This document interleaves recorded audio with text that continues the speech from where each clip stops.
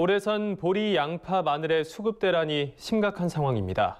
정부의 예상치보다 훨씬 많은 물량이 생산되면서 제때 수급 조절을 못했기 때문입니다. 네, 정부의 부정확한 관측이 하루 이틀 일은 아니지만 그로 인한 수급 불균형의 피해가 오롯이 농민들에게 집중되는 게 큰 문제입니다. 정부의 생산량 예측이 얼마나 빗나간 건지 김민경 기자가 취재했습니다. 정부의 주요 농산물 생산량 전망이 줄줄이 빗나가면서 농업계가 혼란에 빠졌습니다. 올해 산 보리, 양파, 마늘이 당초 정부의 전망치보다 더 많이 생산되면서 수급 대란을 겪고 있기 때문입니다. 최근 통계청이 발표한 2019년 보리, 마늘, 양파 생산량 조사 결과에 따르면 올해 보리 생산량은 20만 3톤으로 최종 집계됐습니다. 연간 보리 수요량이 12만 톤 정도인 점을 감안하면 2배 가까이 과잉 생산된 겁니다.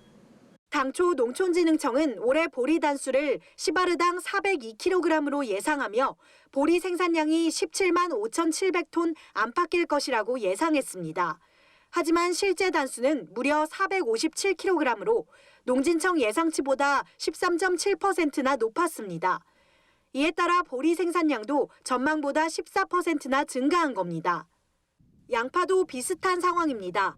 한국농촌경제연구원은 지난 5월 농업관측에서 중만생종 양파 생산량을 126만 5천에서 129만 9천 톤으로 추정했는데 이내 올해 날씨와 작황이 예상보다 좋다며 중만생종 양파 생산량 전망치를 계속 높여왔습니다.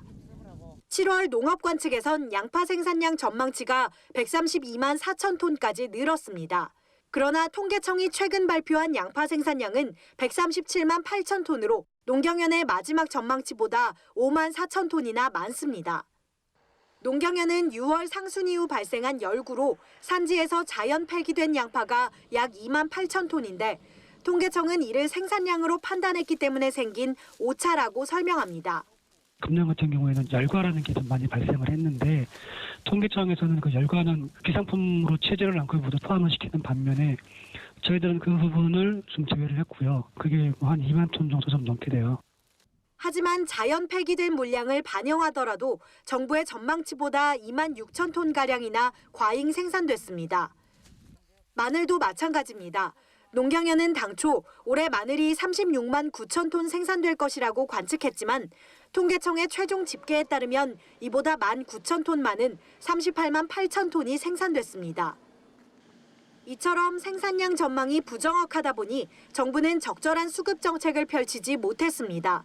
양파 마늘 농가들은 적어도 4월에는 정부의 선제적 대응 조치가 있어야 한다고 요구했지만 묵살됐습니다. 농가들은 뒤늦게 이뤄진 정부의 수매 비축 역시 부정확한 통계를 바탕으로 추진돼 효과가 크지 않았다고 주장합니다. 비판이 거세지자 정부는 농업 관측과 통계의 불일치를 최소화하기 위해 올해와 같은 유례 없는 작황 변동 상황까지도 감안한 관측 기법을 개발하는 등 개선 방안을 마련하겠다고 밝혔습니다. NBS 뉴스 김인경입니다.